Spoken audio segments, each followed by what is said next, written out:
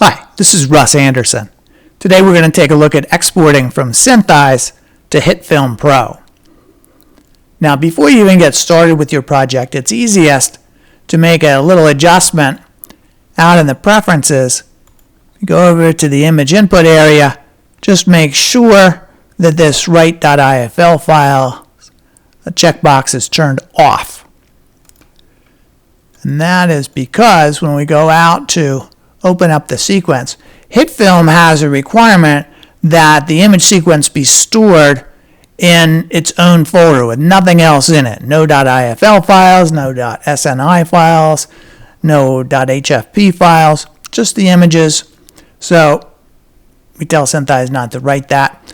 Of course, if you do happen to write it, you can just delete it later, but you'll have to adjust the shot setting in SynthEyes a little.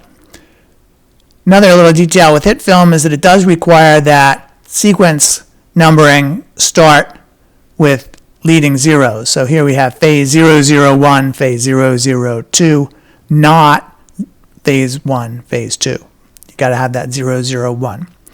And when you have a folder here, you always need to start with the first file in the folder, whereas with SynthEyes you could start anywhere. HitFilm, you definitely need to start at the beginning. So we'll do that here. Just open it up. So this is just a example test file, and it's easy enough to auto track this thing. So we'll let that happen now. And there are a bunch of points at tree level, so it has a ground plane there. So we're just going to do the auto place a couple more times until it picks one that has them all at the ground level instead. So once we've got that, now we can start dropping some objects in. So let's do that here. We'll just put in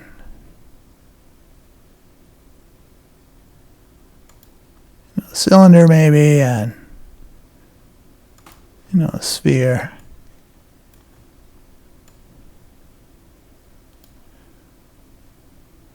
So this is just quick and dirty, and in real life you'd want to use some of these trackers as more accurate references for placing things. But we just wanted to have some things there. I'm going to switch over now to the perspective view and the add card mode. So in add cards mode, I'm going to hold down the control key and select a couple of trackers just to be sure which ones we're using. And now drag out a plane. So we've got that. And similarly, I'm going to hold control and get these guys here.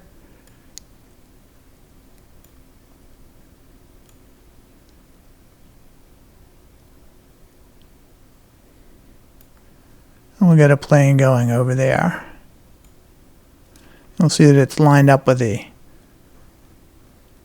coordinate system, not with the parking stripe lines. But you can adjust that to whatever you want if you're so inclined. So we have some objects. Now I'm going to hit the T key to bring up the texture panel here. So we're just going to set some texturing on the cylinder and on the ground as well.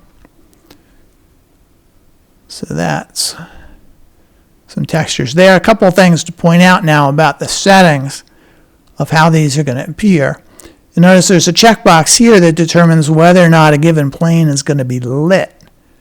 So you can turn that on or off, and a lot of times in the SynthEyes you use objects that have part of the image as the texture itself, proxy objects to hide something that's going behind. And when you have something like that, you don't want it to be lit, so you keep this off. So that's actually, I think, the default setting. And if you do want to have something lit, you can just turn on the checkbox there. So similarly out on the 3D panel, there are checkboxes for whether you want individual objects to either cast or catch shadows. So you can adjust these and they're going to be transmitted to HitFilm. So now we're ready to go and do that. I'm going to select the HitFilm project export, and we're just going to select an existing one there. And you see we've got a bunch of different options. You can read through the whole description of these in the manual or on the Facebook page about this. A couple that I'm going to point out right now. There's the option here to open the exported file immediately in HitFilm, and that's really convenient for just going and iteratively, exporting out of SynthEyes and seeing what it looks like in HitFilm. Unfortunately, there's a problem with Windows at the moment with the Windows version of HitFilm that it just produces an error message if HitFilm is already open. So that's a bit inconvenient. So we'll just do it the first time, and later we'll turn that back off. But on the Mac, it is done right so that you can just export repeatedly, and that'll quickly open up in HitFilm. Another number just to point out is this extra scaling number. Now, typically the default sort of scenes in SynthEyes have sizes that are, in the couple hundred units sort of range. But in a compositing environment, the numbers are typically more in the thousands range. You've got 1920 by 1080 sorts of pictures, and compositing applications use those as the actual units. So the exporter gives you the ability to add in a little extra factor of 10 as things go out the door, which is just typically convenient if you're kind of doing things without, any particular attention. If you are trying to set up a coordinate system specifically in SynthEyes, which is a good idea, then you may want to just drop this extra scaling number down to 1. So you do have control over that. So we're now ready. We'll just let that run, and you'll see down at the bottom the exported file name, and HitFilm is firing up here in the background. It'll take it a little bit to open up the scene. There's all those meshes in it, as well as 100 odd layers as well. So now here you see the scene, and we can scrub through it. You can see that we painted on the parking lot. We've got our cylinder and sphere, and we've got that big blank spot in the back. So first thing to point out, there are layers for each of the trackers inside of SynthEyes. So here you'll see that there are 120 of them. They need to be selected to be visible in the HitFilm camera view, which isn't terribly convenient, but that's the way it goes. They're visible at all times inside of the 3D environment. So you can see the individual little point clouds here. I'll typically use these tracker locations to help place new things that you add into the scene. So you can just use them as references as you're placing something, or you can parent a new layer directly to one of the tracker layers, for example. Now, there are options in that export that control exactly how those tracker layers are oriented. By default, they're facing directly towards the camera, which is good if you want to add some simple 2D things into those tracker locations. If the scene is something like a building or a room that has a nice set of orthogonal walls, top, side, whatever sorts of geometry to it, then you may want to have those trackers all to be oriented in a certain direction, all facing front or on the floor facing up. And again, there is an option in that export to be able to orient all the trackers in the same direction that's desired. There are many of the trackers. If you'd like, you can control exactly which ones are exported from SynthEyes. Out here on the 3D panel, there's the exportable checkbox. You can set that or clear that for any of the trackers. You could just go and select a bunch of them and turn that on or off and control what's visible and what's exported or not to HitFilm.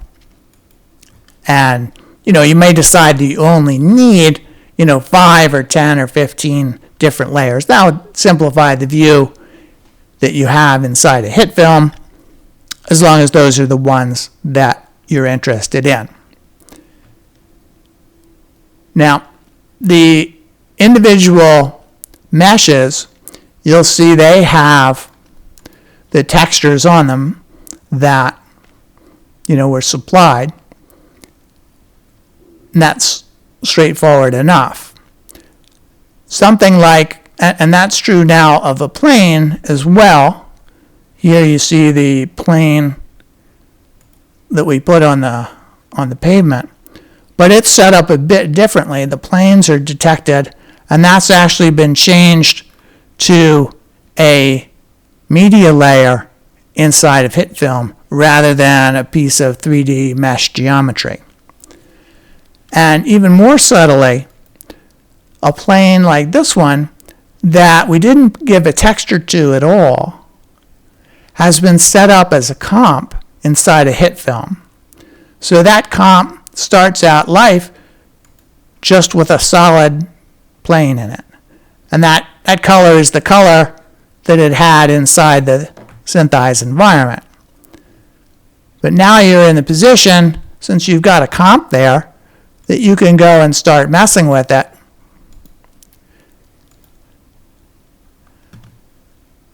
And, well, that might not have been the most fun choice there. Let's go and try that again. Well, let's put this back on. I don't know my other image. I was going to use that, but that's not a texture. So, now you can go and adjust whatever it is that you put into this comp. I'm just playing around with it. But, clearly, because it's been changed into a comp rather than a piece of geometry or a media layer or whatever, you can go and put in whatever you want there inside the comp. It could be a piece of live video for a monitor replacement or whatever. So once you've got it set up in the SynthEyes environment, it's brought over, and then you can mess with it in HitFilm to do whatever you like. Let's see, a couple other notes to this. Just the 3D part of it. We've got these lights. The lights in SynthEyes, you can have SynthEyes figure out where the direction of the sun is using shadows. If there's no light in the scene, SynthEyes is just going to create a default light, and that light is parented to the camera so that it moves along with it. There's the light there. So it just sets up a light so that you have something going inside of the 3D environment. One other thing, back to what we did with the planes. This was creating a piece of plane geometry inside of SynthEyes. The same technique of creating a comp is also used if you create a planar tracker inside of SynthEyes. So, if you were doing some planar tracking, maybe here you might track a piece of the brick wall or something, then that planar tracker, which never becomes a 3D mesh, the planar tracker itself can just get exported over, and it appears as a comp that you can then replace the interior of as well. So that's kind of what these things look like inside the 3D environment of HitFilm. Now I want to talk about some kind of more subtle sorts of things here, which is, let's take a look at lens distortion. I'm going to actually go and take these back out.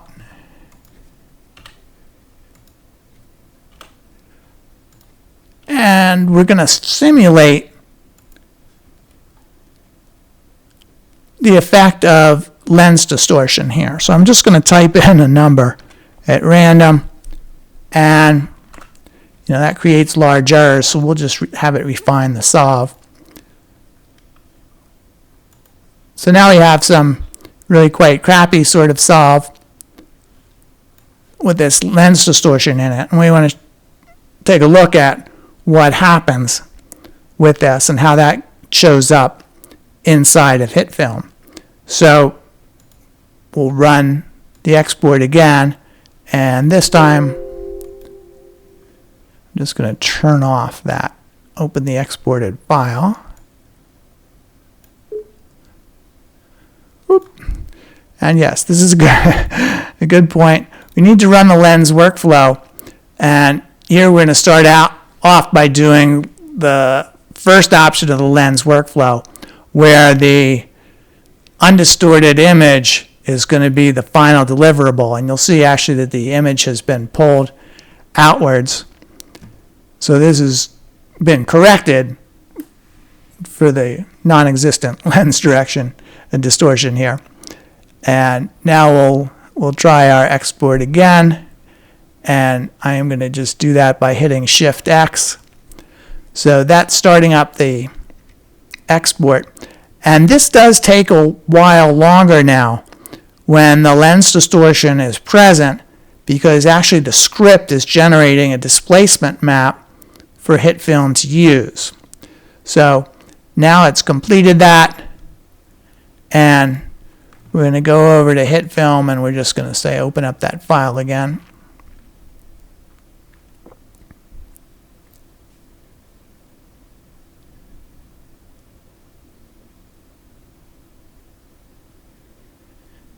And here we get something that's basically structurally the same.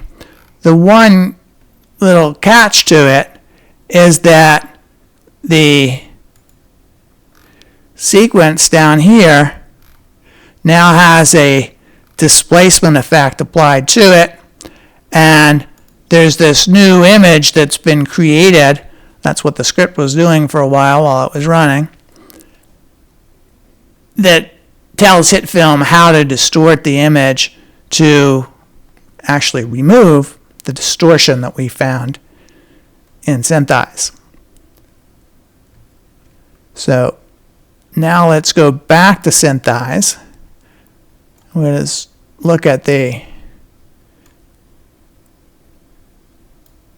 other version of this,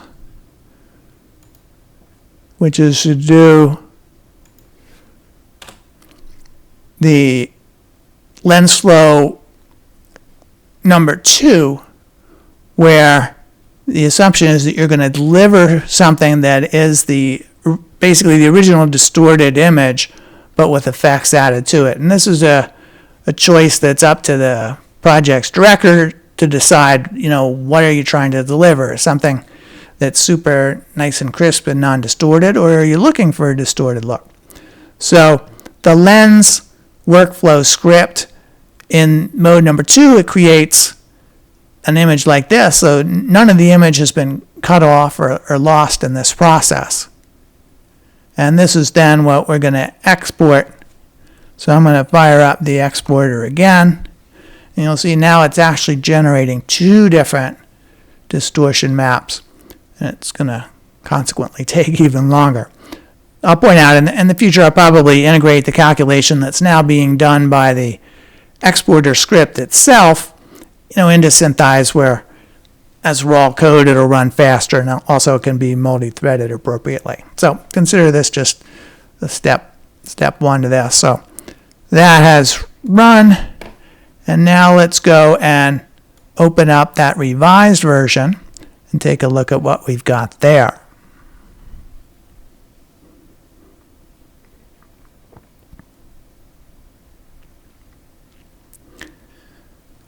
So here's the normal comp here, and you'll see the image that you were seeing in SynthEyes, where it's bowed and it's got these little pointing corners and so on. And again, that's been created by means of a map that goes and undistorts the image. For technical reasons, there's an intermediate comp, and that little padding comp just looks like that. That you don't have to worry about or do anything with it. The most interesting one, though, is this redistorted shot comp. So the idea here is that it takes the entire comp, your main comp, with whatever you've done to it, and it redistorts the image back to match the original image. And the idea is that you go and you remove or hide the background imagery so that it doesn't wind up coming through into the composite shot here. Instead, you want to composite the things that you've added in with the original shot. So, normally you'd be dropping that in here, put your composite elements on top. Now, ideally, these things all line up perfectly. You'll notice if I toggle back and forth between them, there's a little bit of a shift between them. And that's due to that displacement effect isn't the world's most accurate thing at the moment. So going forward between SynthEyes and HitFilm, we'll probably come up with something that winds up being more accurate. But I just wanted to point out that is there. But ultimately what you're looking to do is to take your 3D effects that you've added in your composite shot, whether it's the running beast or whatever, or a set extension or whatever, and you want to composite it back onto the original shot. And the point of this more complicated workflow is to maintain higher image quality because the original imagery isn't going through all the distortion, undistortion sort of effects along the way. This approach maintains the maximal accuracy of the original footage when it's the original footage just with a few additions that you want to deliver. So again, there's a description of the various options for this HitFilm exporter in the manual on Facebook. Exporter really does a lot. If you have any questions or comments about it, do drop us a line. Thanks for watching.